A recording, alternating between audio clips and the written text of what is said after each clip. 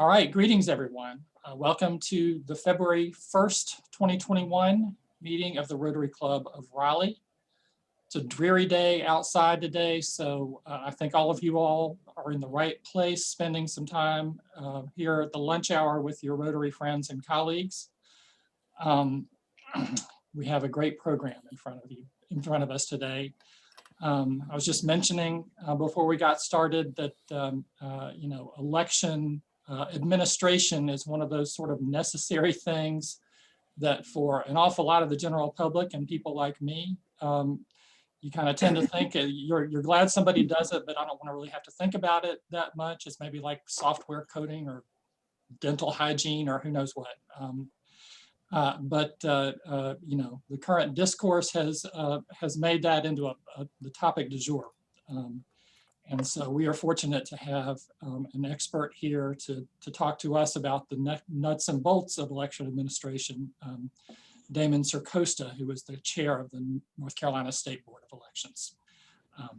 Thank you so much, Damon, for agreeing to speak with us. We also have a full program on top of that. There's a Paul Harris presentation that we'll get to enjoy today. We're going to hear a quick introduction from one of our new members. And we have a host of interesting announcements for things that are going on in Rotary Lane. So without further ado, I'm going to turn the virtual podium here over to Richard Watkins for the invocation and the pledge. Well, thank you very much, Eric.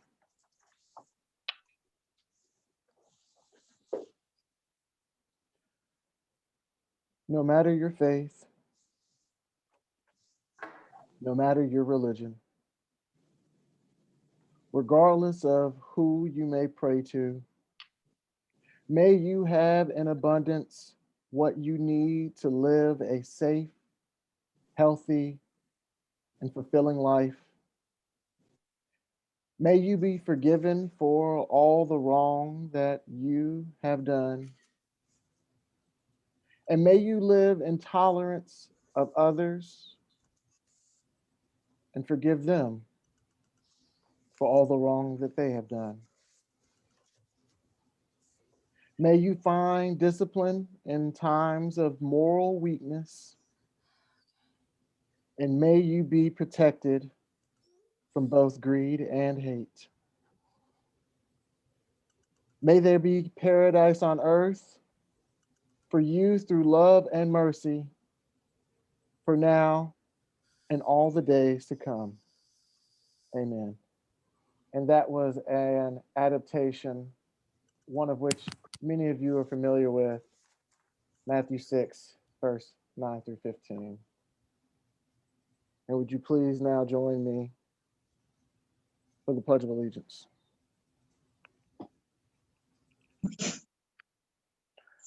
I pledge allegiance to the flag of the United States of America and to the republic for which it stands, one nation, under God, indivisible, with liberty and justice for all.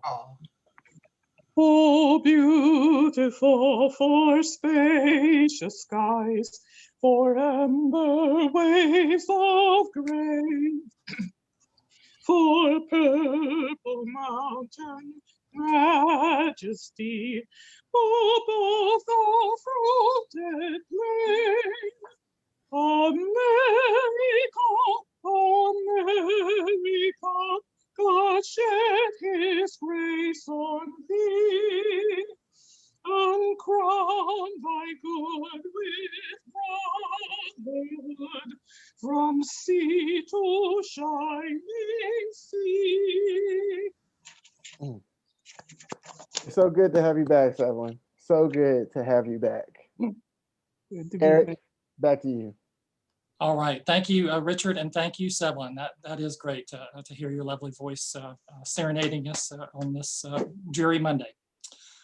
All right, let's move ahead. Linda, do you want to announce any guests that we may have today? Yes, we do have Tyler Crisco. If you'd like to unmute yourself, please. I believe I did it correctly. You did. Great. Welcome, Tyler. Thank you. I am happy to be back. Great. And let me see if Joshua Peel was going to try to log on. Oh, yeah, Joshua is here as well. Joshua, would you also like to unmute and introduce yourself?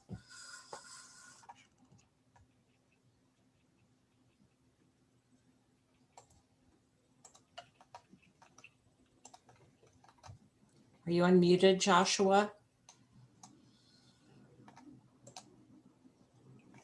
Joshua, I know, is from the Carrie McGregor Rotary, but still seeing him as muted. Maybe he's having technical, oh, he's having sound issues, so he said in the chat, but welcome, Joshua. And I believe that's all we have. If there's anyone else that I may have missed, please unmute yourself and welcome. Video's off. I'm sorry.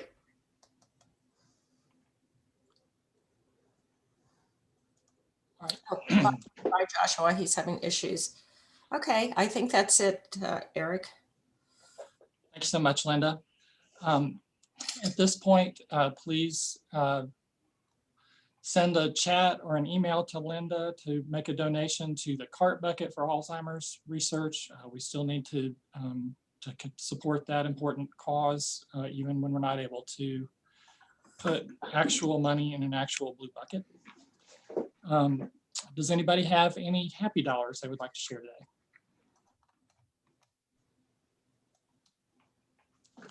All right, we'll move on. Then I wanted to make a couple of quick announcements of some opportunities. The first thing, I believe each of you has received an email about the opportunity that the district is making available for Rotarians to receive training and volunteer to help coordinate the administration of COVID vaccines. Please open up that PDF and look at it. This is an opportunity to kind of help deal with the problem that's been causing so much disruption of our life here over the past year. And I noted that if you are able to successfully volunteer and train and then serve a shift, that at the end of your shift, you have the opportunity to receive a vaccination. And then return to the same site later for the follow-up vaccination. So, that's a pretty strong inducement there. So if that's something that you have the time and inclination, look for that information and go and sign up. The second announcement I wanted to make, and there was an email that was circulated this weekend about this. This is for the theater lovers amongst you. There are still complimentary tickets available to members of our club for the performance this Saturday by the local theater company, Burning Coal Theater Company, of the play Until the Flood. So this is a play that I understand consists of a series of monologues that present different perspectives about the protests and situation in Ferguson, Missouri. This watch party is sponsored by the Rotary E-Club for Social Justice and the Southeast Raleigh Club, that's our satellite club. And we have been offered some complimentary tickets to participate.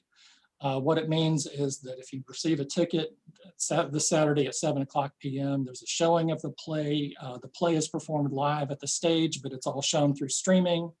And then afterwards, the actor will participate in a Q&A with the Rotarians that have gotten a ticket to participate in this watch party. So if you would like a ticket, please email Linda, or you can put your name in the chat now, and we'll accommodate as many as we can on a first come, first serve basis.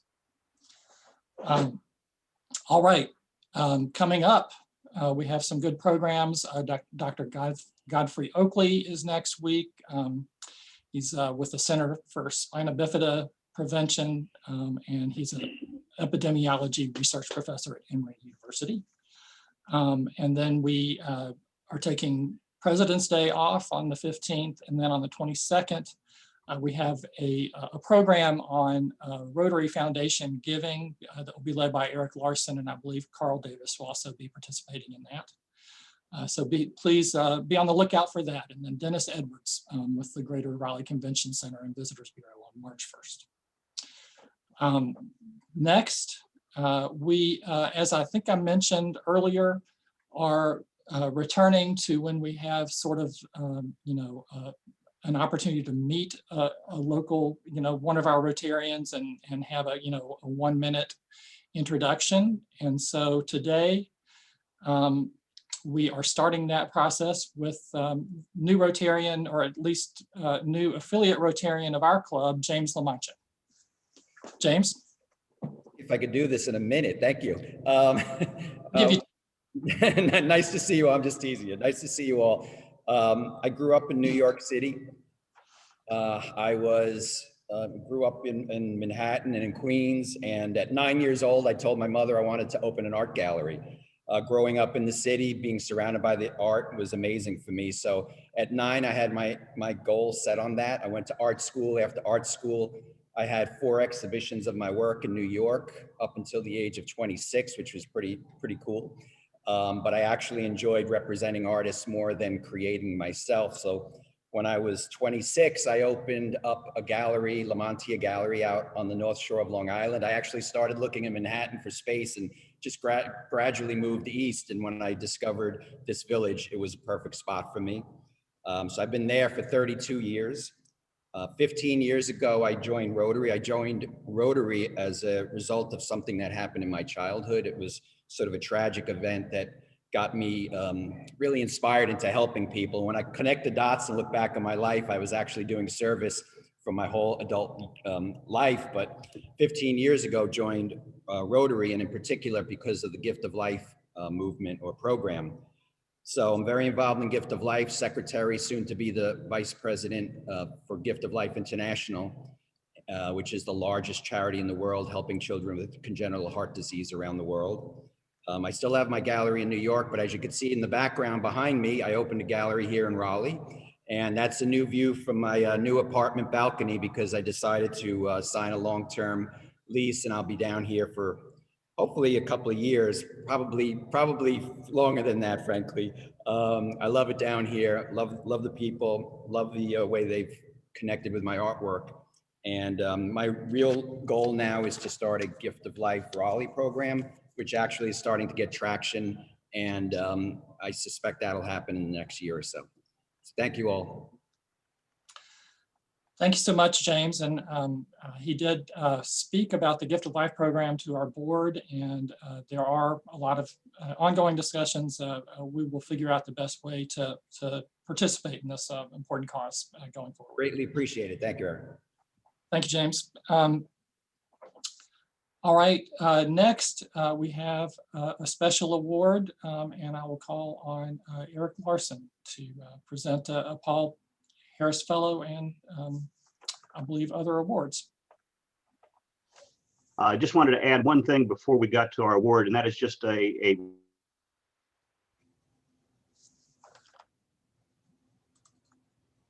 Eric, I think something went wrong with your sound. Seems like he froze.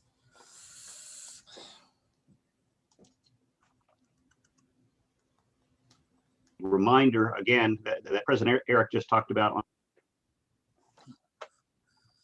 Are you hearing me now? Yes. Hello? Yeah, it's a little spotty. Okay, you can hear me? Yeah, we can hear you. Okay, I'll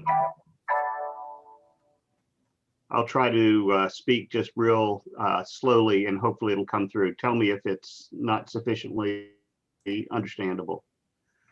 So one.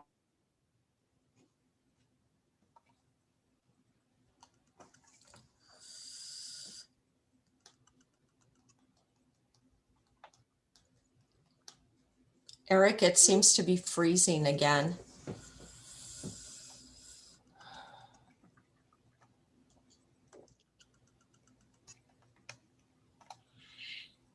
Eric, if we can, let's go ahead and we'll move on to the next item, in our list here, and then come back to you, and hopefully maybe your sound issues. Want to encourage everyone to be there on February 27th. Linda, can you hear me? We can only hear you. It's like off and on. It's alternating. It's spotty. So maybe we should have your presentation more towards the end when you can figure out how to get consistent Wi-Fi. I'll switch my audio and we'll do it at the end. Okay, thank you. Apologies for that, Martin. We'll get to you in a minute. But for now, let's move on to Sarah Reeves for an update on Dix Park.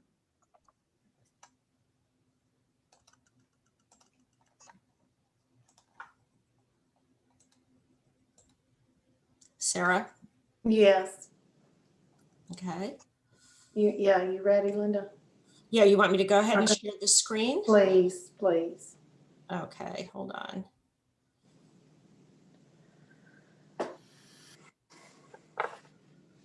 So coming up on February 27th, we have a visioning walk for the first phase at Dix Park. Is 12.5 acres along Lake Wheeler Road. And if you want to get a screenshot of this slide, it has the Eventbrite link on it. And we can also send this out this week, but we couldn't do this as Sign Up Genius because of the City of Raleigh's insurance for this type of event. So there is limited space. You do need to sign up per person. So say you want to bring someone from your family, you need to individually sign up. And the walk is in the morning on the 27th, check in at 9:45. We'll walk less than a mile, just dress for the cold. And Linda, we can go on. Thank you so much. So this shows where this 12.5 acres is. It's on Lake Wheeler Road. It's between the Healing Place and it's actually where the current temporary dog park is. But it's bordered by Lake Wheeler and the old hospital. So go ahead, Linda, please. Thank you. And when you're on Lake Wheeler Road and you look towards downtown, currently you can see the skyline of Raleigh from this site. So that's something special about it that could change over time. Now, something not so special about it is these power lines, which will stay there. But there will be some changes on Lake Wheeler, and you'll hear about that on the walk.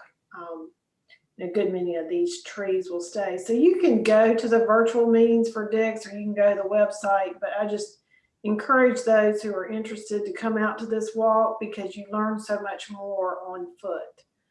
And city staff will be leading the walk. Grayson Mon is in charge of this project, so she can answer lots and lots of questions. And this walk, we're fortunate to have for Rotary because they don't always work this way. It's going to open up to the general public in March and April for some walks, but this one is specifically for Rotary. So please do sign up. If there's not interest in our club, we're going to pass it on to another organization or combine, but please do sign up because it is a pretty special opportunity just for our club. The next slide, Linda, this slide shows a rendering of the design for this 12.5 acres. And don't worry if this doesn't make any sense to you, because I've paid a lot of attention to this and it doesn't always make that much sense to me either.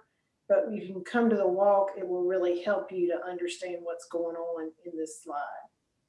Linda, the next one. So this just shows the dog park that is there now. The next one, please. And the physical address where we'll meet is 701 Palmer Drive. And here's the Eventbrite link again. This little house, we'll meet beside this little house, was there when the hospital was operational, and they were able to find a lady who grew up in this house and get information about it. And Restoration Architects have designed a renovation for this home, and it will be a food venue for Dix Park. Thank y'all very much for your attention. Thanks a lot, Sarah. Members of this club, we like finding whatever opportunity we can to get together and see each other in person, in the flesh. And so that's our next opportunity for members of our gang to actually see each other flesh and blood and to learn about the exciting first phase of the development of Dix Park. So please sign up. I'm planning to be there, and I hope to see lots of you there as well. Excuse me, Eric. I just heard from Eric Larson, who believes he has his audio fixed now. If you want to go to the Paul Harrison Lester Woodall presentation. Yes, Eric.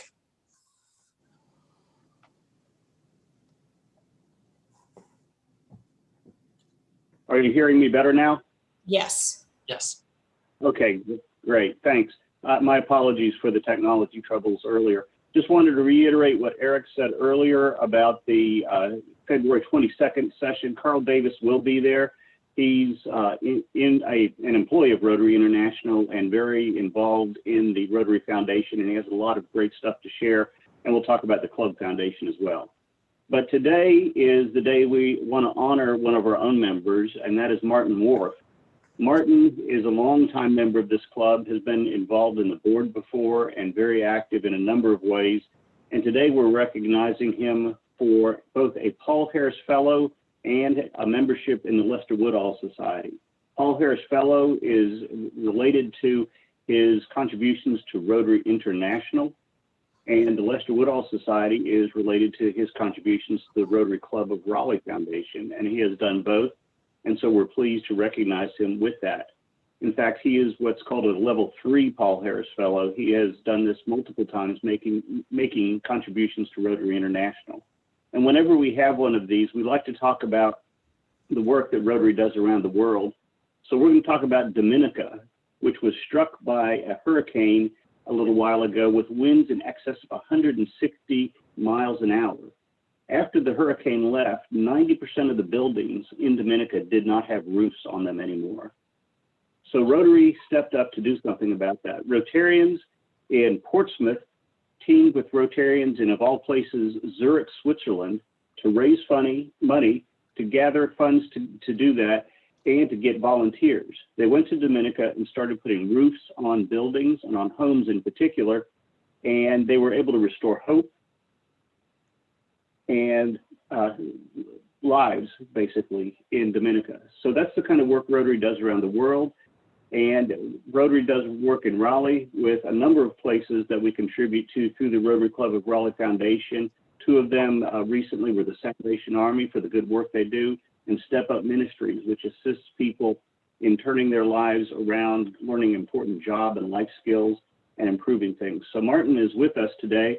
I don't know, Martin, if you have your pins with you, but I know they've been sent to you. So we all recognize you for your membership, both as a third level Paul Harris Fellow and a member of the Lester Woodall Society. Let's give old Martin a hand. Back to you, President Eric. Thanks, Eric. I appreciate it. And thanks to Eric and Martin. We really appreciate all of your service at the Rotary Club and these donations to these foundations, which will go to very good use. All right, next, let's move on to a report from Christy Santacana about membership.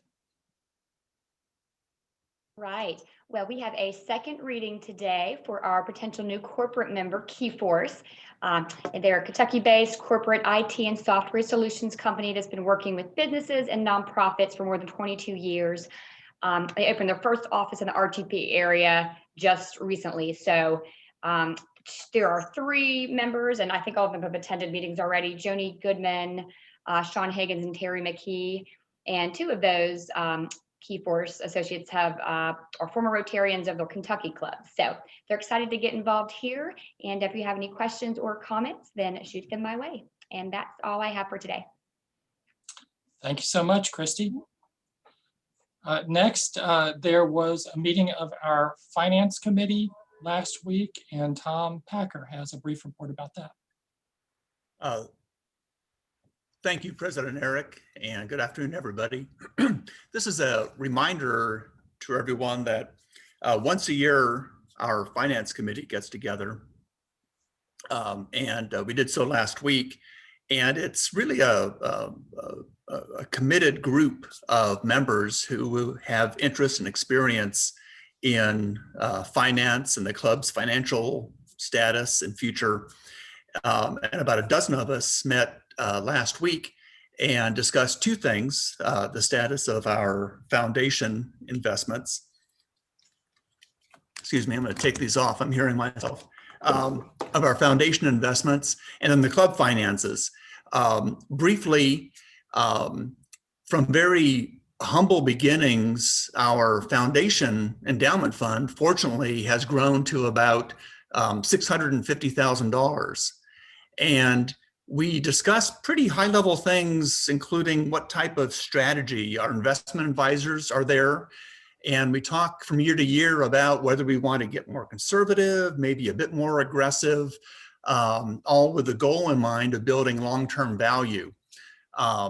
So after initially rejecting one idea to short GameStop, we got down to what we eventually decided to do is change our strategy a bit to try and lock in long-term rates that may give us a bit more dividends and interest going forward, just with the idea that we don't want to spend the corpus of the investment fund. We want that to grow while we will hopefully be able to spend, by way of donations, the dividends and interest that the foundation endowment fund throws off. So that was all a great meeting that we had with everybody and our advisor, and we're finalizing that strategy this year. And lastly, we did talk about the club finances.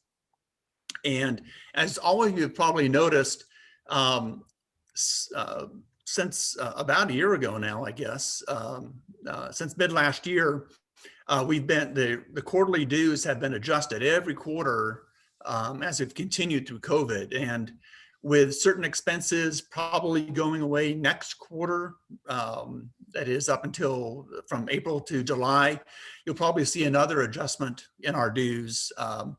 And finally, they'll get to, whenever we get back to normal, they'll stabilize. But with all that said, again, our goal is to bring the club in to a position where we have $10,000 left in our checking account at the end of the year, while charging the least amount of dues possible. And I think we'll reach that. So with the committee that met last week, I think the foundation is in a good position to grow and continue to grow. And our club finances will be stable going into our new fiscal year starting mid next summer. Thank you, Eric.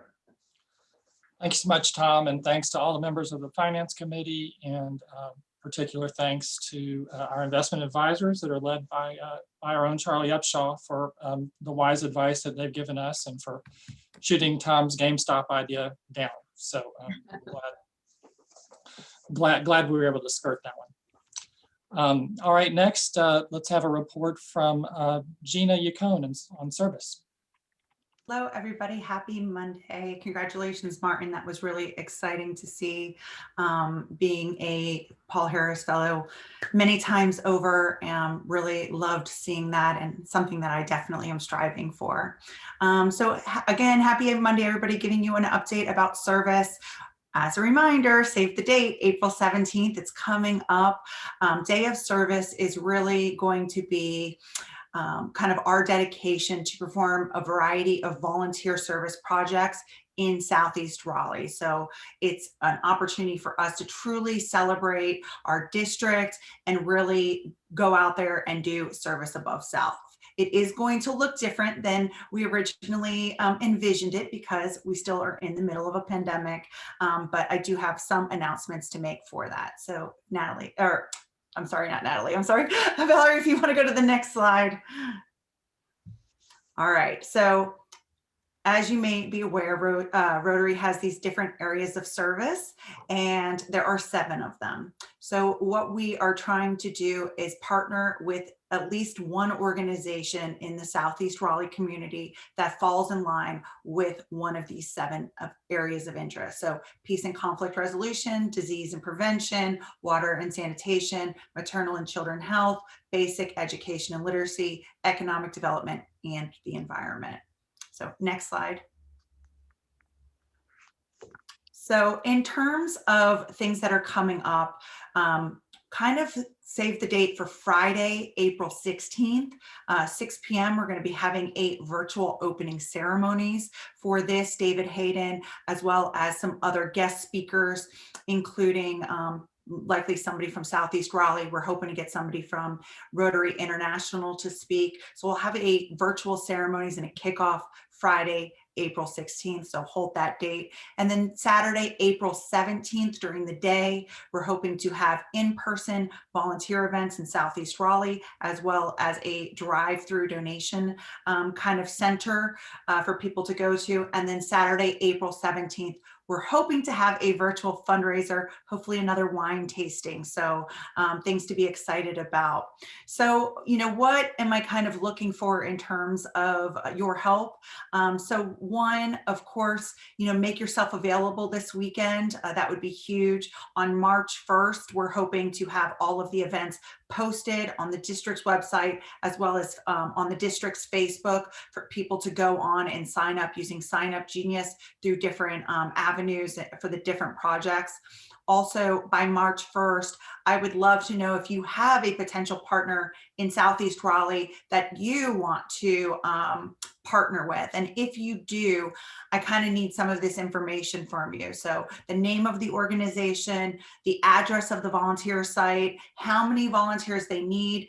Because we're in COVID, there are strong restrictions. Usually that's 10 people indoors, 50 people outdoors. What area of focus does it fall in line with? And any type of any additional information you want to provide. Also, we'll probably have a very strict deadline of around March 15th to March 18th of a deadline to sign up for, if that's the wine tasting or whatever that virtual fundraiser looks like.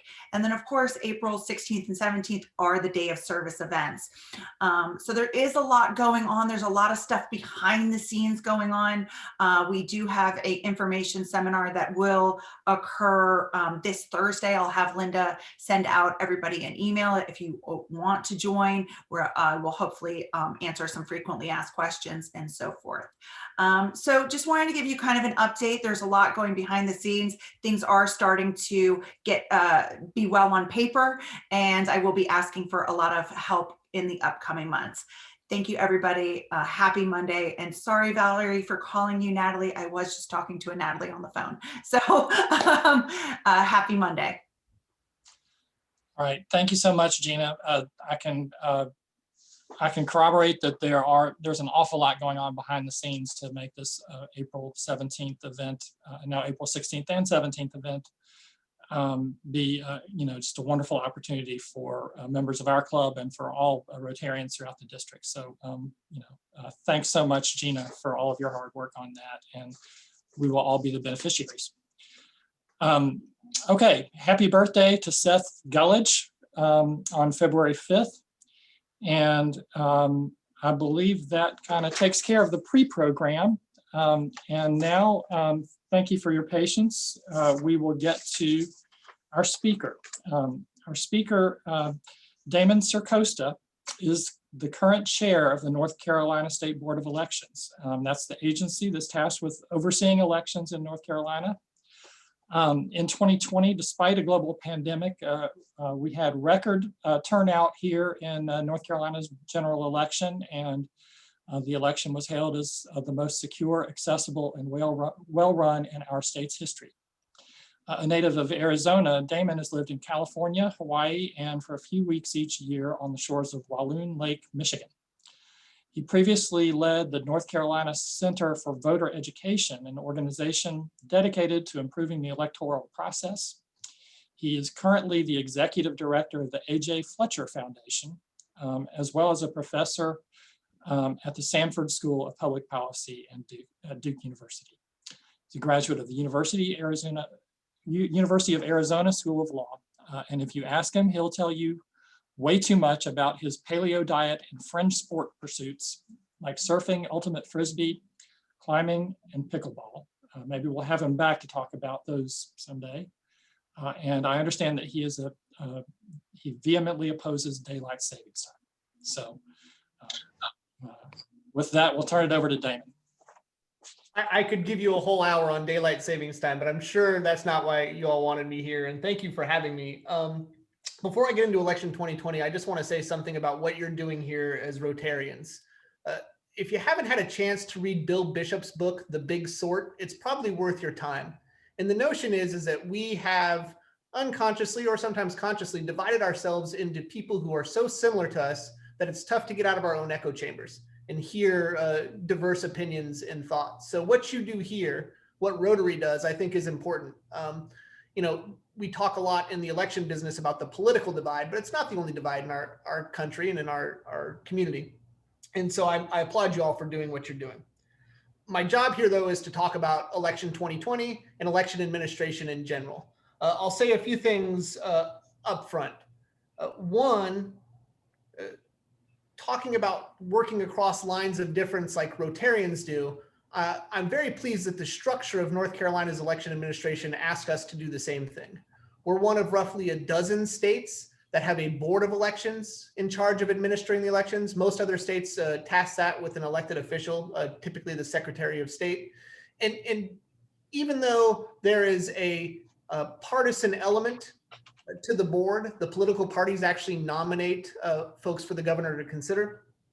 It's a wonderful way in which we can learn why and how others think about election administration. Obviously, the political parties and elected officials have an interest in seeing this thing run to their liking. But I think it's more important to have people who come from different backgrounds be in a position where they're forced to deliberate and discuss how best to do this. The second thing I'll say is that we act as a board, but we employ a professional staff. Roughly 80 people work at the State Board of Elections. We are in charge of hiring an executive director to oversee that work. And the board itself really doesn't run elections in the way you might think. The State Board of Elections, I like to say, supports and oversees the county boards, and the counties actually are the ones who run the elections. And by run the election, I mean count the ballots, look where to hold the polling places, hire all the people who do this work. So the structure of our organization, I think, makes it a little bit inoculated for some of the base partisan instincts that you might see where one elected official have that job. When we're talking about election 2020, I'm going to say something that might sound shocking to some, but I believe it to my very core.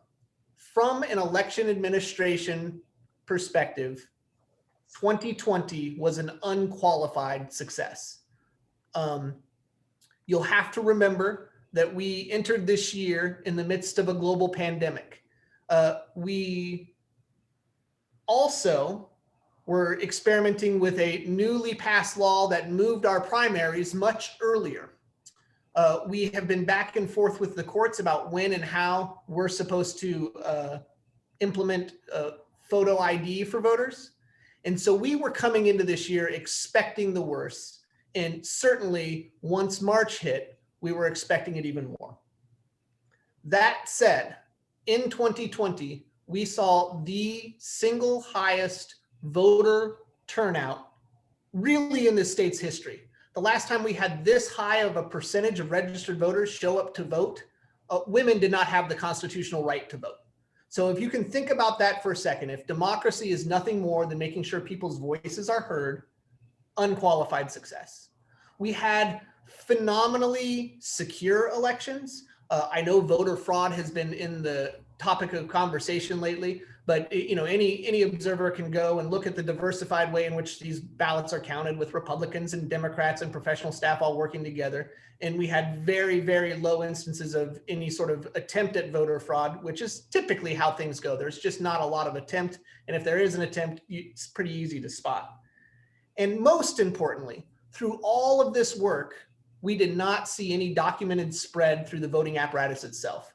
So whether or not you voted in person on early voting, whether or not you showed up on election day, whether or not you used our absentee vote by mail, drop off, or mail in, we didn't see the coronavirus spread through our election apparatus.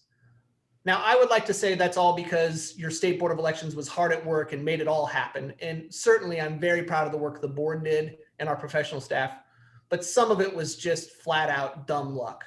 We were very, very lucky that the first coronavirus case in North Carolina actually happened on primary election day. So we did not have to go through what other states like Wisconsin did, where in the early days of the pandemic, they had to conduct in-person elections and saw all sorts of lines and challenges.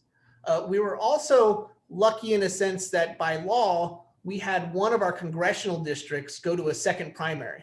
So we had a very small, almost like a vaccination type event where we could go and learn our processes in one congressional district in the middle of the summer to be ready for election day. All that's to say, I'm very proud of the work we did. I think that most people who have observed North Carolina's election apparatus were proud of it as well, but it wasn't without its challenges. Certainly there was controversy every step along the way. Certainly there's often a misunderstanding about what election administrators do and do not do and how exactly we conduct elections. But I'll attribute our success to a couple of things. First, we've got good election laws in this state, and those election laws have been added to the books year in and year out by both Republicans and Democrats over time. So unlike some states, we already had a process to do absentee vote by mail by right. And unlike some states, we already had early voting. So we were able to spread out this influx of voters, both new and returning voters, over a much bigger funnel. And that made it a lot easier. Second, I would be remiss if I didn't talk a little bit about the role of the North Carolina General Assembly.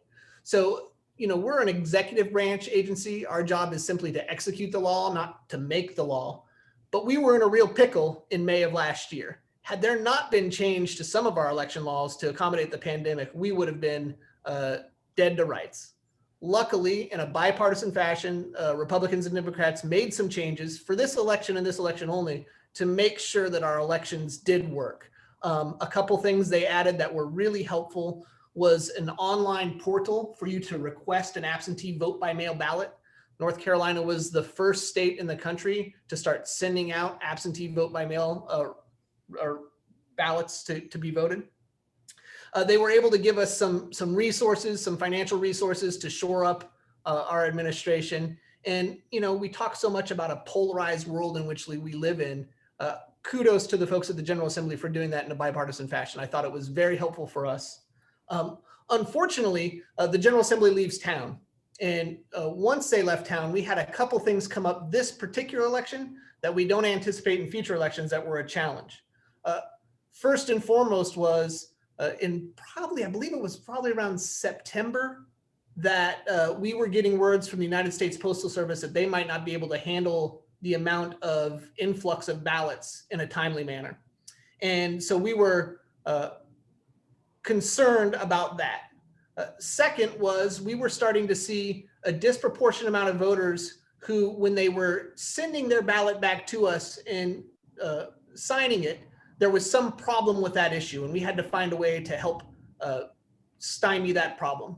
And then third was there was real concern about voters who did not want to enter the voting enclosure, did not trust the post office to get it back in, and still wanted to find a ballot, their way to make the ballot come back home. And so we had to redesign some procedures to make people be able to drop their ballots off easier.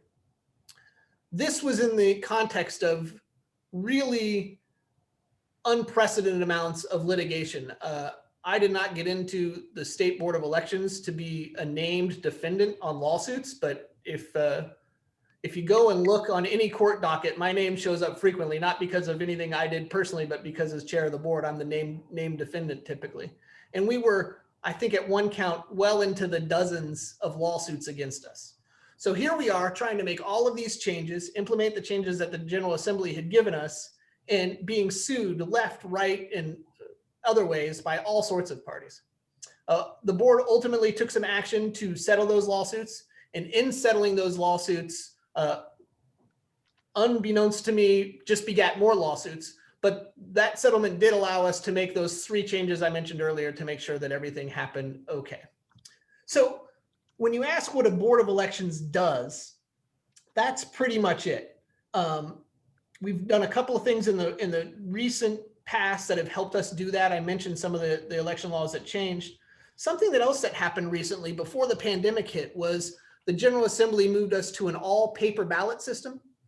So in North Carolina, whether or not you use a computer touch screen to put your ballot in, like some counties do, or fill in the bubble like other counties do, in North Carolina, each one of those ballots is printed so that we can audit later.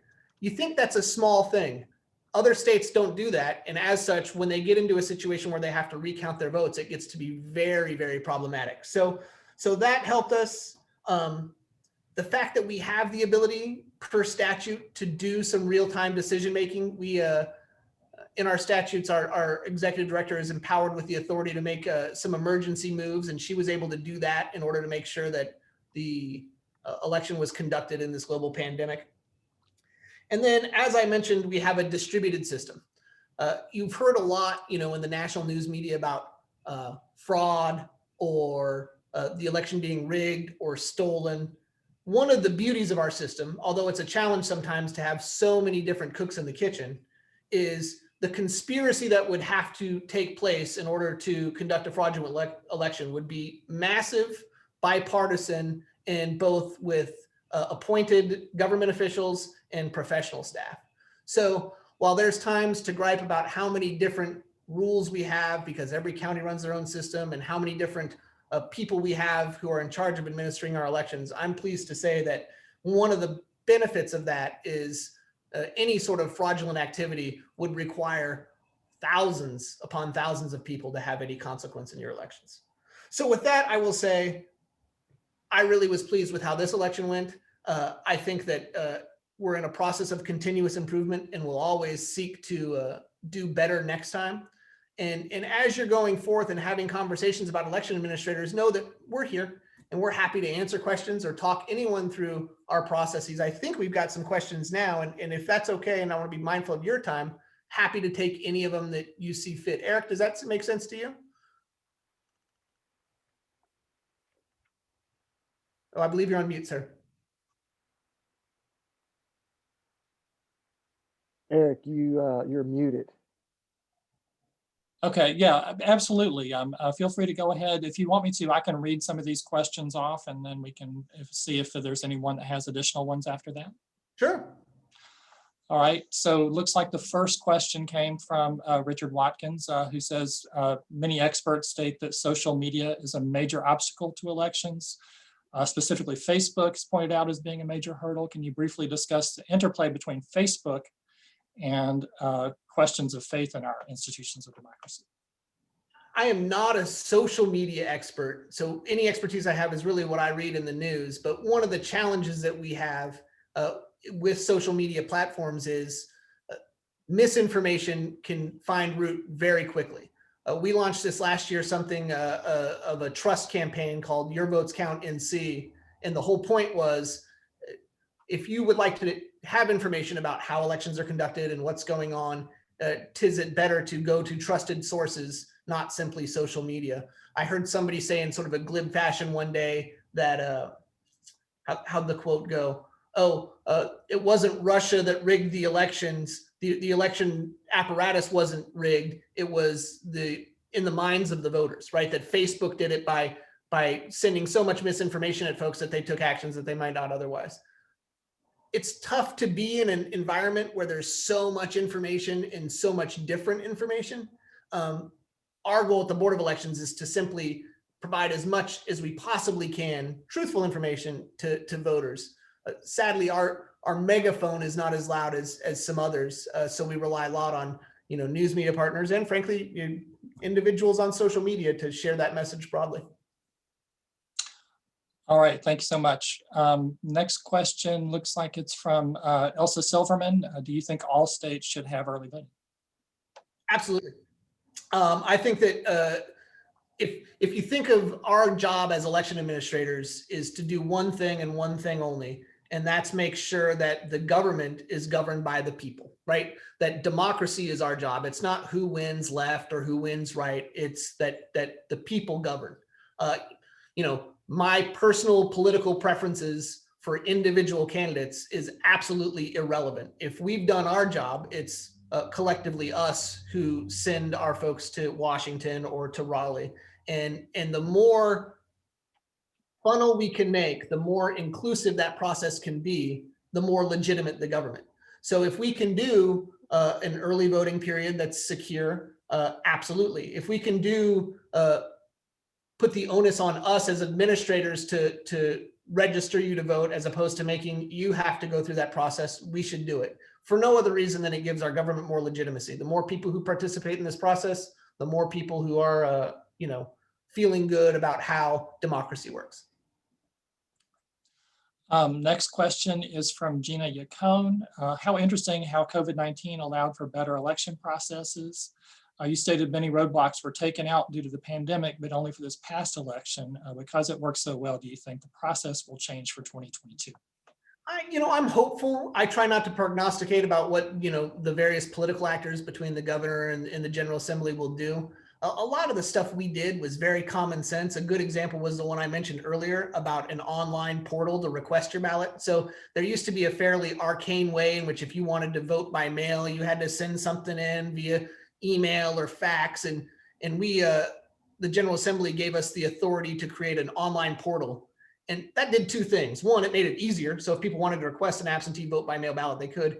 And two, it made it more secure. Right, the ability for us to then check on the back end to make sure that people weren't batch sending in anything or trying to get away with something nefarious. That type of stuff shouldn't be controversial. The challenge with election law, I like to say, election law is like a pipe wrench. And for us in the election administration business, we use it to kind of help democracy flow.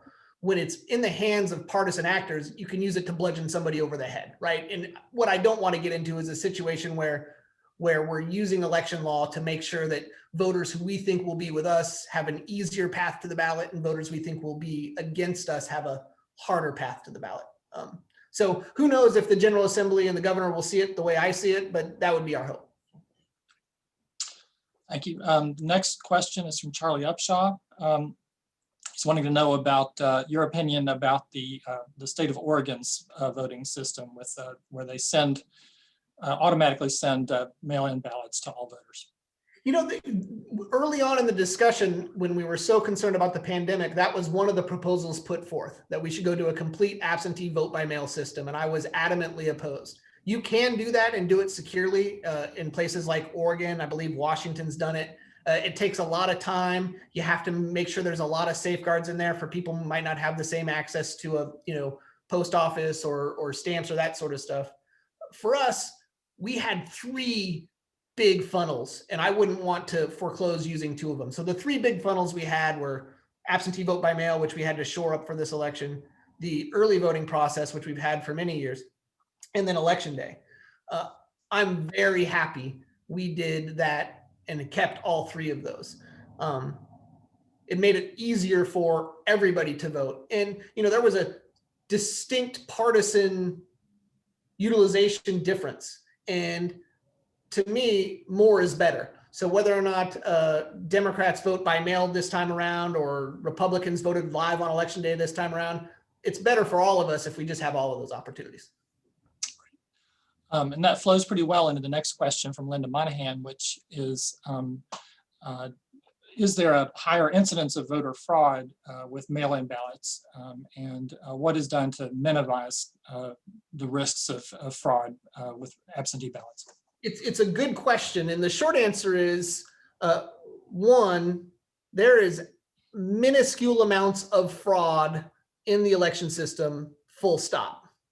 2, if you're gonna see any attempts at election fraud, chances are likely that vote by mail is the easier avenue. It's one of the reasons I think we should probably think hard about how we implement photo ID for voters. That's typically not where people who have tried to get away with voter fraud have tried. I'll give you an example. Here in North Carolina, we had once in a blue moon voter fraud attempts in the 2018 congressional election in Congressional District 9.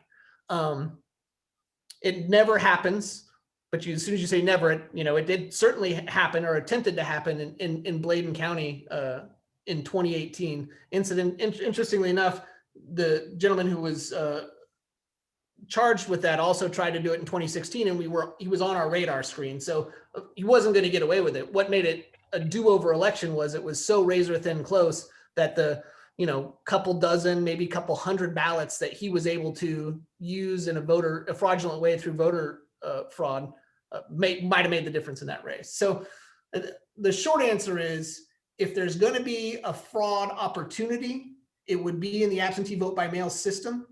Luckily for us, we do all sorts of safeguards to prevent that from happening. And if you were going to try and be serious about it in enough numbers to tilt an election, you're going to have to get a ton of people involved. And if any of you are in criminal law, you know that a conspiracy is hard for 2 people, let alone several hundred people. Thank you so much. Next question. What additional changes would you recommend to how our elections are handled? That's from Justice Hudson. Oh, good question. I used to do this for a living. So I said at the top of this thing that election administrations like the Hotel California, you can check out anytime you like, but you can never leave. I used to run an organization that recommended all sorts of changes, from campaign finance reform to increased ballot access to ways in which to make registration easier. All of those still very supportive of. There's a lot to be done, but that's really kind of the General Assembly's job. My job now is to just simply, whatever the laws may be, make sure that it's run and run well. I could spend, that's a whole nother conversation about all the things that Damon thinks might make our election system better. From an election administration standpoint, I will say this: I'm hopeful that post 2020, the collective will of the people understands that you do not want to starve this system. I wouldn't be the first bureaucrat who thought their agency needed more money, but in a situation where we're trying to make sure that the government has legitimacy, we better make sure that we're funding it appropriately. I worry that because it's something that only, it never gets to be a squeaky wheel, except for this year, that people's desire to fund it appropriately will go away. The way the agency is funded is mostly by the General Assembly. There is funds from the federal government through something called the Help America Vote Act that we also draw down. Both those could certainly be shored up. Great. All right, next question from Jim Dorsett. Did you see evidence of widespread voter fraud that influenced the outcome of the elections in Georgia, Pennsylvania, or the other battleground states in 2020? I did not. And, obviously it's been in the news a lot, and there's been all sorts of discussion about what sort of voter fraud would look like.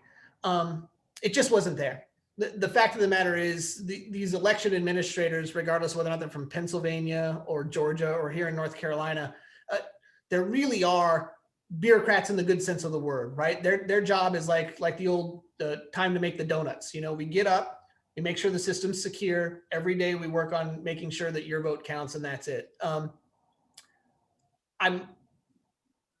It hurts that there's such distrust in the system. It hurts personally. And there were some times this election session where it got so heated, I was concerned for the safety of our staff. That being said, I think most people in this country understand that the perpetuation of a fraud of that magnitude would require just too many people to pull it off, and too many people acting in concert and in ways that oftentimes don't marry with their own self-interest. So for what it's worth, and obviously I'm just one voice of many, you can take it to the bank that there was no voter fraud in 2020.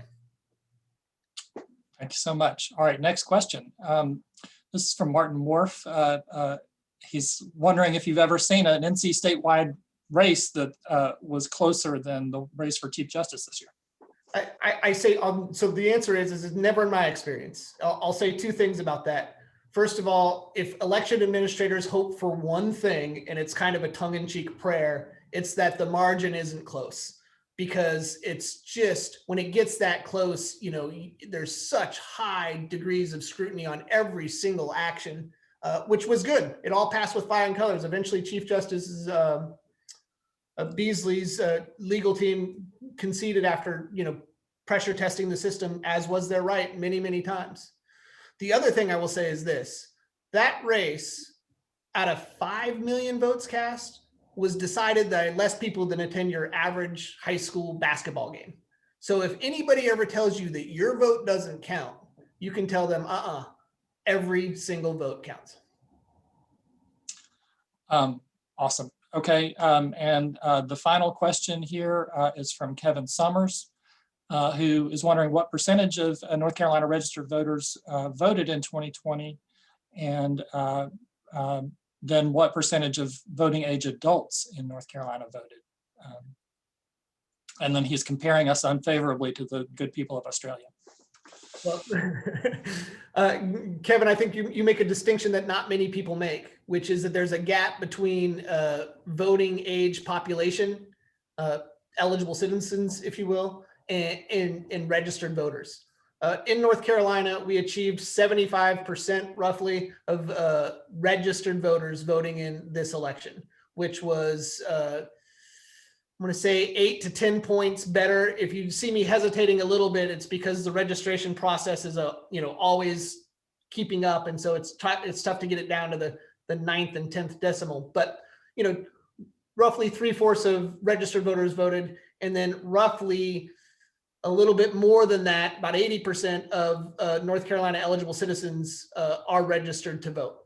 So there is a great example of how we did a phenomenal bang up job, and by golly, we still have a lot more work to do, right? I have never been to Australia. I believe they might have some compulsory voting laws where you're given a nominal fine if you do not participate in the election, and I'm not sure how I feel about that. I will say that the surf in Australia is something that we don't compare favorably. They've got great waves, but I will say that we got a lot of work to do in North Carolina to improve our overall turnout rate. I'm hopeful that this is just the beginning, that we see more and more people participating, and not just in national elections. So many folks show up because the entire media ecosystem is focused on the presidency. We're going to have municipal elections in 2021. And then quote unquote off-year elections, which I don't even like that nomenclature, in 2022. The turnout rate will be much lower. And I'd like to see that trend reversed as well. All right. Damon, it's 1:35, and the number of questions just shows the level of interest that members of our club have in all things election. And we thank you so much for taking the time to answer our questions and to speak to us today. And I'll tell you, I mean, there's, I think in a lot of ways, some of the attention that election administration received this year may be unwelcome. But I think one thing I thought, and I'm sure it was kind of a revelation to some other people as well this year, is there are so many times, like late at night, I'd be waiting for election returns to come in from some particular state or something like that. And they would be talking about these election workers who I assume are not paid a great deal of money, staying up till 2 o'clock in the morning or working through the night counting votes and comparing signatures against, comparing signatures on envelopes against whatever the signatures were. And you realize what a hard and thankless job the people who administer elections have. And so, on behalf of the Rotary Club, I just want to say thanks to your group for all the hard work you do to help make our democracy possible. Eric, thank you. I'll tell you, there's no better definition of an essential worker than what the 20,000 people who help run this thing do. And bottom of my heart, I loved it so much. I will say this: our job is to answer questions. My email address is damon.circosta.board@ncsbe.gov. I think Eric has it. Let us explain to you how our process works, because it's on us as election administrators to give you that confidence. And if I can be helpful in that, I would certainly love to. All right. Thanks a lot. And we will go ahead and close the meeting now. I did want to make a quick announcement to let everybody know that next Monday is going to be one of those days where we do offer lunch, and Linda will be sending out information for you all to place an order with Jubila Coffee to pick up your lunch in advance of the meeting. So be on the lookout for that. And we will now close our meeting unless anybody has anything else that they want to say real quickly. Don't hear anything. With the four-way test of the things we think, say, and do. First, is it the truth? Truth. Second, Is is it it fair to all concerned? concerned? Third, Will it it build build goodwill, friendship? better relationship? And fourth, will it be beneficial? Beneficial to all concerned. Thank you very much. We are adjourned. Thank you, Damon. ROTARY. That spells Rotary. Very good. Yay. Thanks, Thank you. Damon. Thank you so much, Damon.